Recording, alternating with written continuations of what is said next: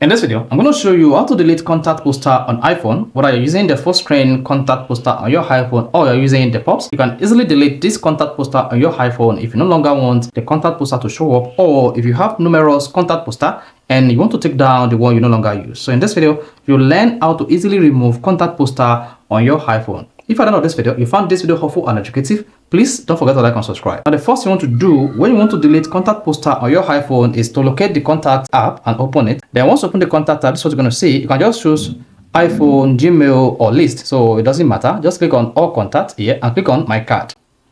Once you selected my card, click on contact photo and poster. Here you're going to see your contact photo and poster. Now to be able to delete this contact photo and poster, you need to do is click on edit, and then you'll be taken to where to edit your contact poster. Now to delete this contact poster, you need to swipe up on the contact poster just like this, and then you should see the trash icon. Just click on the trash icon. Once you click on the trash icon, you should see a that says delete contact photo and poster. Go ahead and delete that.